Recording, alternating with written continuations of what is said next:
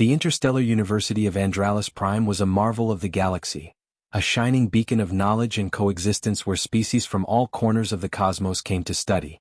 It wasn't just a place of learning, it was a crucible for forging galactic unity. For centuries, students from peaceful, advanced civilizations gathered here, eager to expand their understanding of history, technology, and culture. But today was different. Today the humans would speak. The newcomer.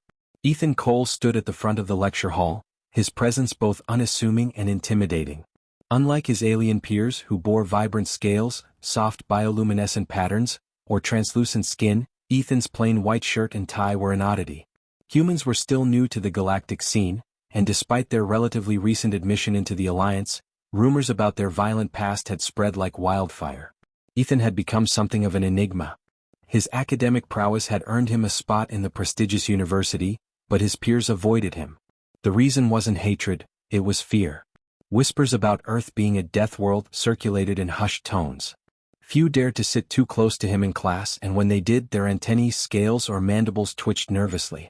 Today, however, was unavoidable. Ethan had been asked, *ordered*, really, to deliver a lecture on humanity's history. It wasn't just a class presentation, it was an event. The dean had announced it publicly, ensuring the entire university could attend. The lecture hall was packed to capacity, filled with curious students and skeptical professors alike. Ethan wasn't sure if this was a sign of respect or an ambush. The opening words. Ethan adjusted his tie and surveyed the room. His dark eyes scanned the crowd of aliens, some with multiple glowing pupils, others with entirely eyeless faces. A faint hum of whispered conversations filled the room, a mix of anticipation and unease. He cleared his throat, silencing the murmurs. "Good afternoon, everyone," Ethan began, his voice calm but commanding. "I've been asked to give you a glimpse into Earth's history, our struggles, our triumphs, and the lessons we've learned along the way." A holographic display flickered to life behind him, projecting Earth in all its blue and green glory. Ethan allowed the image to linger for a moment before continuing. "Earth," he said, gesturing toward the image, "is a planet of extremes. Our weather is unpredictable, our terrain diverse and often hostile, and our fauna can be aggressive. This environment shaped us, challenged us, and forced us to adapt in ways that many of you may find difficult to understand." Several students shifted uncomfortably in their seats. Ethan smiled inwardly. He hadn't even gotten to the interesting part yet. The history of war. The next slide appeared, a timeline stretching back thousands of years. It was punctuated with names, battles, and dates. Ethan began with a simple explanation of humanity's tribal beginnings, how early humans had fought over resources, land, and survival. "What you see here," he said, pointing to the first segment of the timeline, "is the dawn of organized conflict. Early humans formed groups for protection, but inevitably they clashed with others. These were small skirmishes, primitive by modern standards, but they laid the groundwork for something larger." He moved forward in the timeline, discussing the rise of empires and the wars that came with them. The Mesopotamians, Egyptians, Greeks, and Romans all played their part in the tapestry of Earth's bloody history. Ethan didn't sugarcoat it. He described the battles, the strategies, and the toll they took. "What's fascinating," he continued, "is that even in our darkest moments, war often drove innovation. Necessity forced us to invent, to adapt, and to find new ways of overcoming challenges. From siege engines to navigation tools, conflict shaped our technological evolution." At this point, several students were taking notes, their bioluminescent pens glowing softly in the dim light. Others, however, looked horrified. A reptilian student with emerald green scales raised a trembling claw. "Excuse me," it said, its voice barely audible, "but are you saying you celebrated war?" Ethan paused, choosing his words carefully. "Not celebrated," he said. "But we acknowledged its role in shaping who we are. War isn't something we're proud of, but it's something we've learned from." The turning point. As Ethan moved further along the timeline, he reached the world wars, conflicts so vast and devastating that they dwarfed anything that had come before. The images he displayed were raw, black and white footage of trenches, soldiers huddled together under relentless artillery fire, and mushroom clouds rising ominously into the sky. These wars, Ethan said, his voice quieter now, were a turning point for humanity. The scale of destruction forced us to confront the consequences of our actions. Entire cities were reduced to ash. Millions of lives were lost. And yet, even in the midst of all this horror, there were moments of profound humanity, acts of courage, sacrifice, and compassion. A silence fell over the room, heavy and oppressive. Even the most stoic of the alien students seemed shaken. A gelatinous being in the back row began to quiver, its color shifting to a pale gray. "But why?" another student asked, its voice filled with disbelief. "Why would you fight like this? Why not negotiate?" Ethan met the student's gaze. "Because sometimes, survival doesn't leave room for negotiation. Sometimes the only way forward is through." A moment of reflection. By the end of the lecture, Ethan had covered everything from the Cold War to the space race, emphasizing how humanity's darkest moments had often led to its greatest achievements.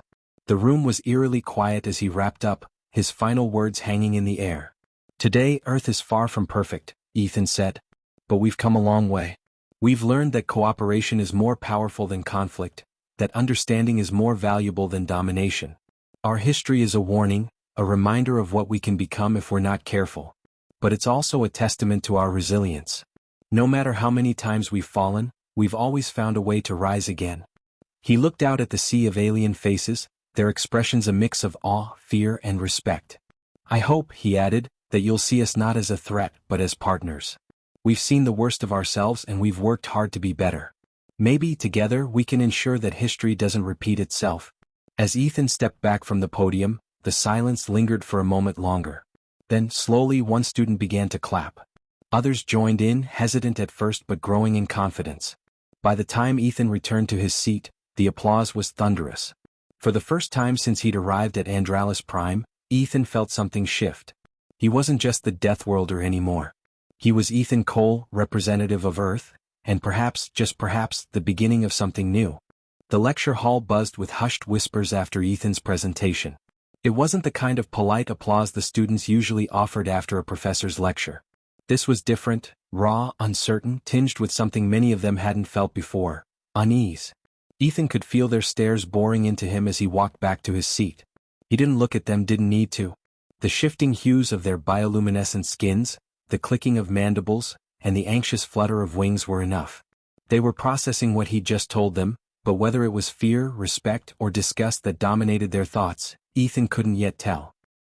An alien perspective. Across the hall, a towering insectoid student named Churex leaned toward its neighbor, a serpentine being with scales that shimmered in patterns of blue and gold. Churex's mandibles clicked nervously as it whispered, "Did you hear him? They destroyed entire cities, on purpose. What kind of species does that?" The serpentine being, Vrixol, coiled tighter in its seat. "I heard. And did you see how calm he was? As if this history of carnage was just another lesson to share." "They're Death Worlders," Churex replied. "Everything about their planet is designed to kill. They've been shaped by it. It's no wonder they're so dangerous." Nearby, other students were having similar conversations. Zarin, a crystalline entity whose body shimmered like a living prism, spoke in low musical tones to a friend. "But did you notice how he spoke of learning from their mistakes? Perhaps there's more to them than violence." "Or perhaps," the friend retorted, its form flickering with distrust, "they're just waiting for the right moment to unleash that violence on the rest of us." The professor's interruption. The conversations were cut short as Professor Eric's floated into view, his translucent body glowing faintly in the dim light. His species, the Fliari, communicated telepathically, and his voice resonated in their minds as he addressed the class. "Enough," he said, his tone firm yet measured. "We are here to learn, not to judge. What Ethan has shared is undoubtedly unsettling, but it is also invaluable. History, no matter how dark, holds lessons for all of us." Eric's turned his attention to Ethan, his glowing form pulsating gently. "Ethan, if I may, I'd like you to expand on something you mentioned. You spoke of moments of humanity during times of war, instances of courage and compassion. Could you share more about those?" Ethan straightened in his seat, grateful for the professor's intervention. "Of course," he said, standing once more. "If it's all right with everyone, I'd like to tell you a story." The murmurs ceased and all eyes, however many each species possessed, focused on him. The story of Christmas truce. In the early 20th century, Ethan began, Earth was engulfed in a conflict we call the First World War. Millions of soldiers fought in trenches, enduring unimaginable conditions. It was a brutal, unrelenting war, but even in the midst of that horror, something extraordinary happened. The holographic display behind him shifted to show a battlefield blanketed in snow, soldiers huddled in trenches, their breath visible in the freezing air. On Christmas Eve, 1914, Ethan continued, something miraculous occurred. Soldiers on opposing sides, men who had been trying to kill each other just hours before, laid down their weapons. They climbed out of their trenches and met in no man's land, exchanging gifts, sharing food, and even playing games together. The image changed to show soldiers shaking hands, their faces weary but smiling. The room was silent, the weight of the story sinking in. It didn't last, Ethan admitted, his voice tinged with sadness. The war resumed the next day and many of those same men were forced to fight again. But for that brief moment they saw each other not as enemies but as people. It's a reminder that even in our darkest times, we're capable of compassion. Questions and reactions. When Ethan finished, the room was still. Finally, a student raised a hand, or rather, a tentacle. So, your species has the capacity for peace, it said slowly. But why does it seem so fleeting? Ethan hesitated, then answered honestly. Because peace is hard. It requires effort, understanding, and compromise. War is easier, at least in the short term. It's a shortcut to resolving conflict, but it comes at a cost we're still paying. Eric's nodded, his form glowing brighter. And yet you've survived. Thrived even. What would you say is the key to your resilience? Ethan thought for a moment. Adaptability, he said. Humans are stubborn. We don't give up easily, and when we're faced with a challenge, we find a way to overcome it. Sometimes that's a good thing. Other times, not so much. Unsettled minds. As the class ended, the students filed out of the lecture hall, their conversations subdued. Ethan stayed behind, gathering his notes. He could feel the weight of their curiosity, their fear, and their judgment, but he didn't blame them. If the roles were reversed, he'd probably feel the same way. Eric's approached him as the hall emptied, his glowing form casting soft light over the room. You handled that well, the professor said, his telepathic voice warm. But be prepared. Your classmates will have more questions, and not all of them will be kind. Ethan nodded. I expected that. Honestly, I'm surprised they didn't storm out halfway through. Give them time, Eric said. You've planted a seed. Whether it grows into understanding or fear will depend on what you do next. Ethan smiled faintly. No pressure then. As he left the lecture hall, Ethan couldn't help but wonder what the next class would bring. He knew his peers were talking about him, dissecting his words, his tone, his every movement. But he also knew this was his chance to change the narrative. For better or worse, humanity had made its introduction to the galaxy, and Ethan was determined to show them that Earth's children were more than just their history. They were the future. Ethan sat at his desk in his shared living quarters, staring at the holographic interface displaying the galactic newsfeed. His lecture from earlier had already spread through the student network, and the reactions were pouring in. Snippets of his presentation were being dissected, debated, and, in some cases, ridiculed by students from across the university. One particularly biting comment from a xenobiology major scrolled past. Asterisk, it's no wonder they're so violent. Their evolutionary path is a product of chaos. Is it even possible for humans to function without conflict? Asterisk. Ethan exhaled sharply, rubbing his temples. He wasn't sure why he bothered looking at the feed. It wasn't as if it would change anything. Suddenly, his communicator pinged. He glanced at it and saw a message from Churex, the insectoid student from earlier. Churex ***, can you meet me in the East Study Chamber? I have questions. Ethan hesitated. Most interactions with his alien peers so far had been polite at best, hostile at worst. Still, he reminded himself why he was here, to bridge the gap, to represent humanity. He sent a quick reply agreeing to meet. #####the study chamber encounter. When Ethan arrived at the East Study Chamber, Churex was already there, perched on one of the ergonomic platforms designed for multi-limbed species. Its exoskeleton shimmered faintly under the chamber's lighting, and its compound eyes focused intently on Ethan as he entered. Thank you for coming, Churex said, its mandibles clicking softly. I must admit, your lecture has disturbed me. I cannot comprehend how your species could endure such prolonged violence and yet survive. I need to understand. Ethan sat across from Churex, leaning back in his chair. I'll do my best to explain, he said. But it's a long story. Churex tilted its head. I am willing to listen. Ethan began recounting Earth's history of hardship. Not just the wars but the famines, plagues, and natural disasters that had shaped humanity. He spoke of how humans learned to adapt to every crisis, how they turned adversity into innovation.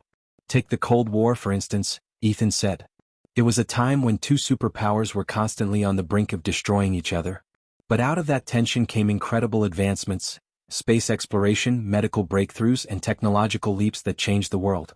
We're a species that thrives under pressure, for better or worse. Churex clicked thoughtfully. It seems paradoxical. Your kind creates destruction, yet also builds wonders. How do you reconcile this duality? Ethan smiled faintly. It's not easy, but I think it comes down to hope. Even in our darkest moments, there's always a part of us that believes we can do better, be better. That belief is what keeps us going. #######. A challenge in the hall. The conversation was interrupted by the sudden arrival of another student, a hulking reptilian being named Dralith. Its heavy footsteps echoed as it entered the chamber, its scaled form towering over both Ethan and Churex. I heard your lecture, Dralith growled, its deep voice reverberating through the room. You speak of resilience, of hope. But your kind's history is drenched in blood. Tell me, human, what gives you the right to claim moral high ground? Ethan stood, meeting Dralitha's intense gaze. I'm not claiming anything, he said calmly. I'm sharing the truth of our past so we can learn from it. You can judge us however you want, but the fact remains, we're still here and we're trying to do better. Dralith let out a low, guttural laugh. Trying, you say? That's not enough. You think hope will save you if another species decides you're a threat? You're naive. Ethan's jaw tightened, but he refused to rise to the provocation. Maybe we are, he admitted. But I'd rather cling to hope than give in to fear. Churex interjected, its mandibles clicking in agitation. Enough, Dralith.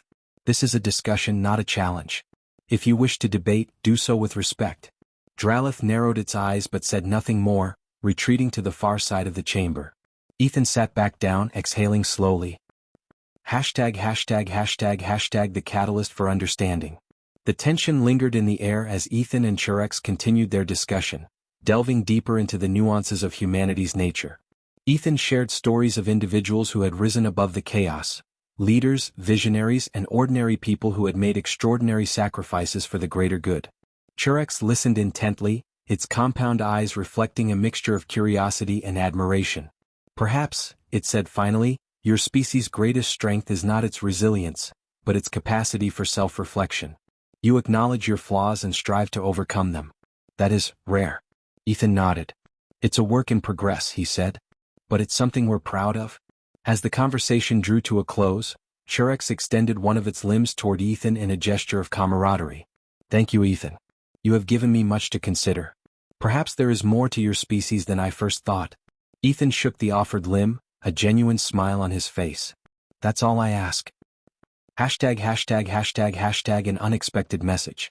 Later that evening, as Ethan prepared for bed, his communicator pinged again. This time it was a message from Professor Eric's. Eric's ***, you're making waves, Ethan. Keep going.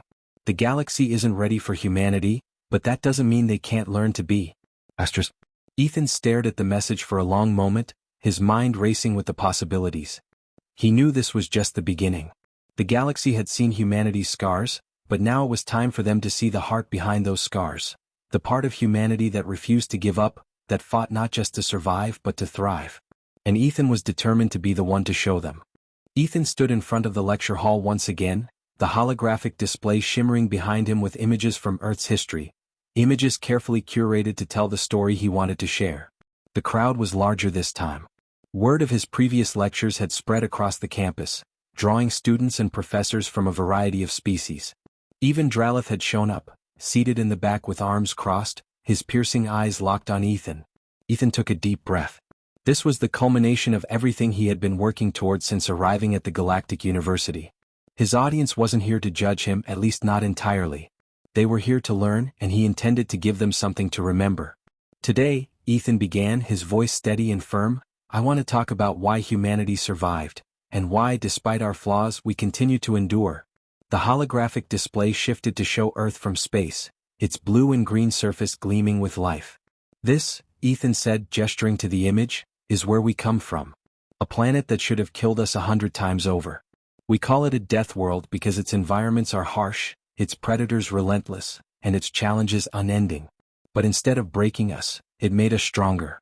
It taught us to adapt, to innovate, and to hope even in the face of impossible odds. The display changed, showing images of human explorers on the moon, of scientists in labs, of communities rebuilding after disasters. Hope,